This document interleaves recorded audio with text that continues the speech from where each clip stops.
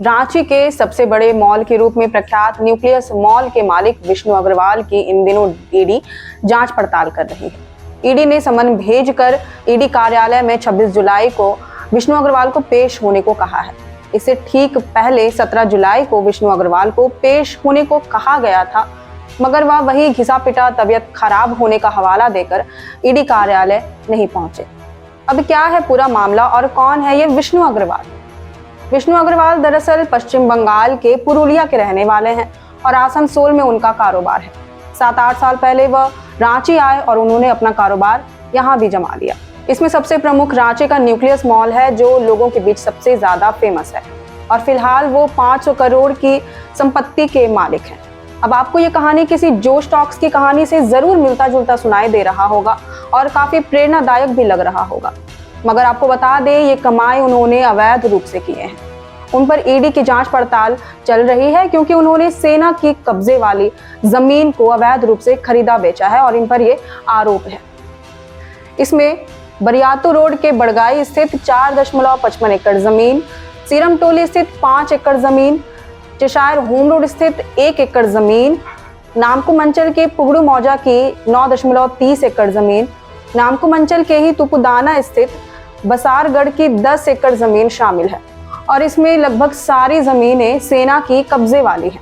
आपको बता दें, इससे पहले छवि रंजन जो रांची के पूर्व डीसी थे, उन्हें चेशायर होम रोड स्थित 1 एकड़ जमीन की खरीद बिक्री के मामले में गिरफ्तार किया जा चुका है और उनके साथ साथ ही 11 और लोगों को भी गिरफ्तार किया गया था। इसमें कोलकाता के ही कई सेल कंपनियों के मालिक अमित अग्रवाल भी शामिल थे। ईडी की जांच में ये भी सामने आया है कि विष्णु अग्रवाल ने रांची के अधिकतर प्राइम लोकेशंस में फर्जी दस्तावेजों के जरिए जमीनें खरीद रखी हैं और तो और उन्होंने झारखंड सरकार तक को चूना लगा रखा है। कई राजनेताओं के काले धन को सफेद करने में उनकी मुख्य भूमिका रही है। सुदेश महतो सहित कई राजनीतिक दल के नेताओं के वे फाइनेंशियल पार्टनर भी रह चुके हैं। 4 नवंबर 2022 को ईडी ने पहली बार विष्णु अग्रवाल सहित अन्य के ठिकानों पर छापा मारा था। इस जांच के दौरान कुछ अहम जानकारियां निकलकर सामने आई थी। मोबाइल की जांच पड़ताल करने पर पता चला कि रांची के पूर्व डीसी छवि रंजन को विष्णु अग्रवाल ने गोवा की सैर कराई थी।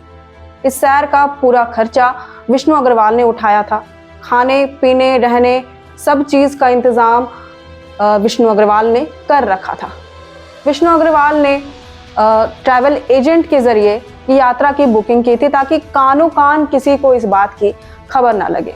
ट्रैवल एजेंट को नगद भुगतान किया था और इसके बदले में रांची के पूर्व डीसी छवि रंजन ने विष्णु अग्रवाल की नामकुम अंचल स्थित पुगड़ू मौजा की जमीन खरीदने में मदद की थी। फिलहाल इस मामले की जांच पड़ताल चल रही है और छवि रंजन का पक्ष जानना बाकी है। जांच में ये भी पता चला कि साल 2019 में बरियातू रोड स्थित बड़गाई अंचल के मोराबौदी मौजा की सेना की कब्जे वाली जमीन को जमशेदपुर के एक कारोबारी ने 14 लोगों को बेच दिया था।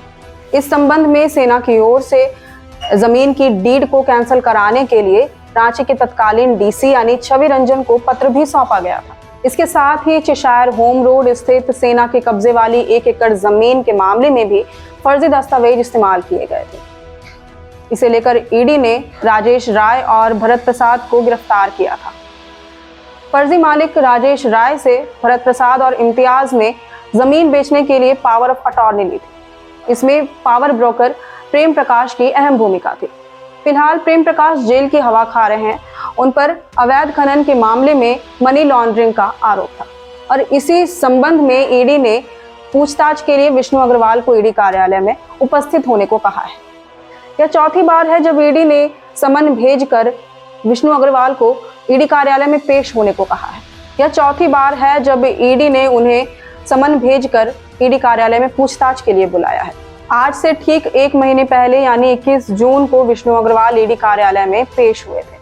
यहाँ उनसे दिन भर पूछताछ चली थी। ईडी अफसरों ने उनसे जमीन से संबंधित कागजात मांगे, लेकिन कई कागजात विष्णु अग्रवाल के पास थे ही नहीं।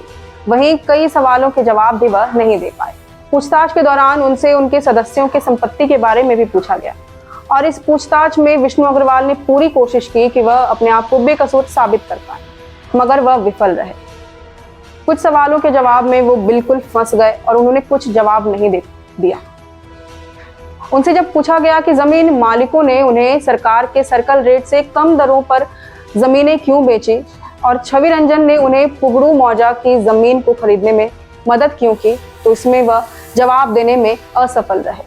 इसके बाद ईडी ने उन्हें छोड़ दिया, मगर इस बार की पूछताछ के दौरान उनकी गिरफ्तारी के पूरे कयास लगाए जा रहे हैं। अब देखने वाली बात यह है कि इन आरोपियों की कब तक जांच पड़ताल चलती है और कितने अपराधियों का पर्दाफाश होना बाकी है।